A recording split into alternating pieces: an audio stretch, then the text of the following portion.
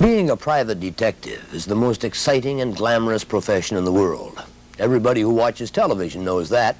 In fact, there's very little in life that's more thrilling than just meeting a private eye for the first time. Who are you? Frank Cannon, I'm a private investigator. You a detective? Yep, private. Mr. Mannix is a private detective. Oh.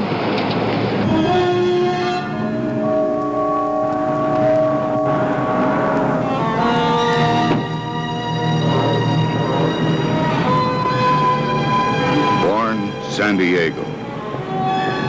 Age 30. Height 6 feet. Weight 160. 6-inch scar on left forearm. 3 years Army intelligence. Special training in surveillance, interrogation, bugging and debugging, lockpicking. Expert marksman. Security clearance, top secret. Code name, St. George.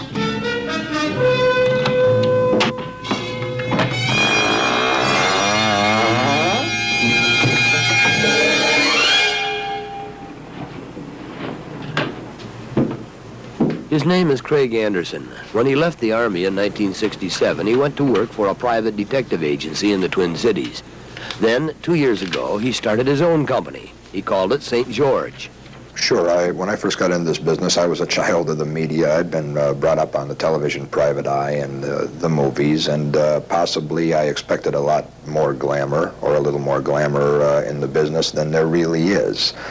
I haven't been disappointed to the extent that a couple of times a year that glamour does surface, but I have long since given up any thoughts of living the life of Joe Mannix.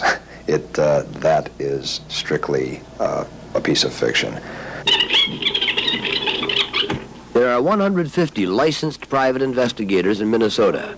Many of them make their money doing patrol and guard work. Others work exclusively for law firms or handle industrial security for large corporations. Craig Anderson is one of the few who deals almost entirely in freelance investigations. He and his only full-time employee, Terry Teachout, spend most of their time running background checks and gathering evidence for insurance companies, for lawyers, for finance companies. The television private detective is results-oriented. He's always hired, and he sets out to accomplish something. The release of a hostage, the finding of a lost person, the recovery of stolen property, period. No reports, no nothing, no information. Do the job, get it done, collect a lot of money, and fade out till the next episode. Someone tried to kill me. Somebody's been following me. I think somebody tried to kill you, Mr. Dayton. I think I know why. In real life, the information processing cycle is the sustenance of our business. Picture a typical day. Shot down to the courthouse, several hours going through court records, a shot down to the public library, several hours just going through. That place is filled with a wealth of information. I once thought of opening my office in the public library. I thought it'd be great. For every 4 hours that you spend in the field, you spend an hour typing reports, keeping your client appraised of every move that you make, so the man knows what he's paying for. You never see, and this stuff has got to be legally accurate. It has got to have detail. It's got to be able to be presented in court if necessary. Joe Mannix certainly can't pull that off from memory, not consistently. And then there's always the inevitable surveillance, which usually consists of anywhere from 4 to 16 hours of sitting in a car, trying to stay awake, drinking a lot of chicken soup, and waiting for the neighbors to call the police. Binoculars. A day of surveillance for St. George investigators Anderson and Teachout. The case, possible insurance fraud.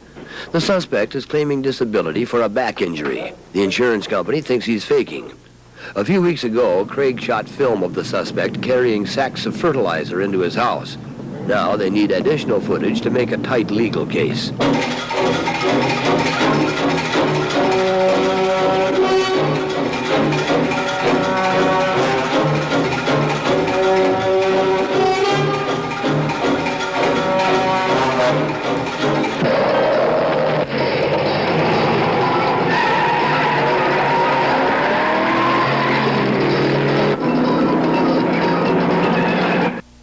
like Nothing. No cars. The trailer's gone. Looks like he's moved. Someplace. What? There's a sign. Hold it. There's a sign right there on the window. Let me go get it. What kind of? What is that? I don't know. It says warning. Okay. Beautiful. Foreclosure notice, VA. He's gone.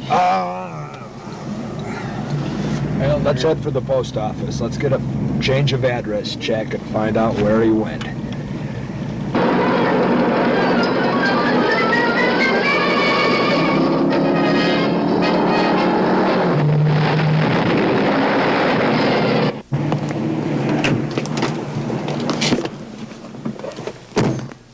Okay, here's what happened.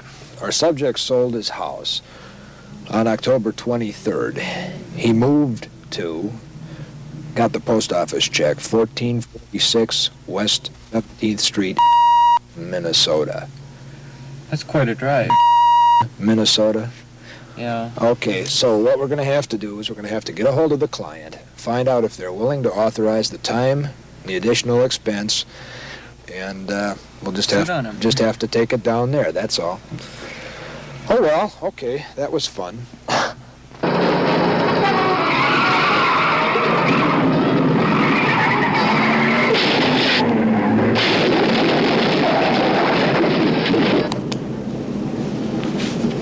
About once or twice a year, says Craig, he does get a case that has, at least for him, a touch of intrigue and excitement, like tracing a runaway teenager who joined a group of drug users, or scrounging up evidence for a defense attorney in a murder case. But he's never been in a fight. Nobody ever tried to run him off the road. And he's never had to shoot it out with anyone because he never wears a gun.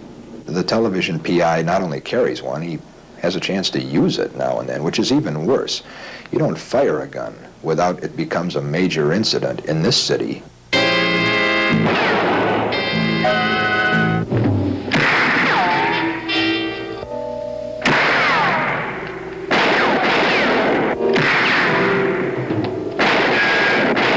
There are a number of people in town that are gun happy.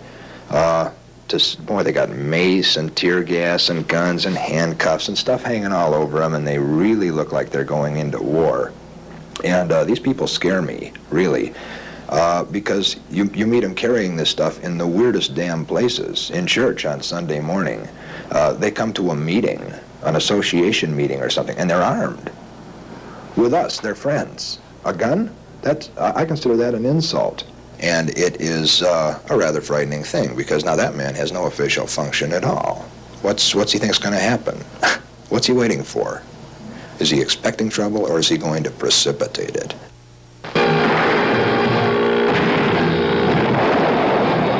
You see this beautiful visage? My face is unsullied by bruises, contusions, and lacerations. I stay away from trouble. One of the guide rules in this business is stay far away. Cameras have telephoto lenses. Microphones have shotgun pickups. Powerful binoculars keep you at a distance. You don't go getting your face punched in every week. Doctors will tell you that if you do that, your brains will turn to Alpo. It's just not good for your health.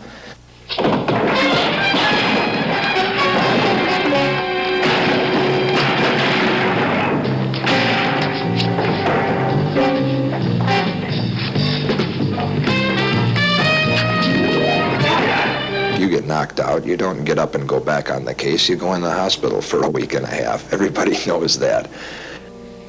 You're going to have a sore gut and a variety of black and blue marks for a week or so, but that's about the damage. These men never seem to get paid. When they do, it's always in large sums of money. For instance, at the beginning of a show, you'll see a client hand over an envelope and say, "Here's $5,000, Mr. Mannix. Will that be sufficient for your retainer?"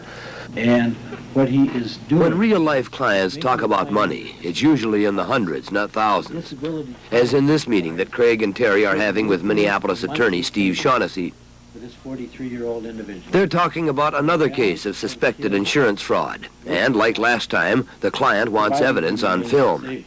Initially, what we want you to do is not to spend time or movie expense in excess of $200. Okay, on the expenses, you realize this will include also film processing costs, and everything involved there, mileage. Is that all included in the $200? Right. However, I don't want you to stop in the middle of seeing this guy climb a ladder to wash his windows. Absolutely. Go ahead and spend an extra $25 if you have to. You just hired yourself a detective. This is not not the most lucrative business in the world. It's not entirely hand to mouth, but you work for every dollar that you get. There are no huge sums of money flowing in. We're hourly workers, just like anyone else. It's a young man's profession. You tend to get tired after a while. I haven't reached that point yet. I still find it interesting and fascinating, but I don't want to get to the point where, well, some of the men I know in the profession are just, they're tired, they're bored. It becomes a day-to-day grind. There's not a lot of money in it for the small investigator, but there is something that I've got to have, and that is independence, freedom. Next on Mannix.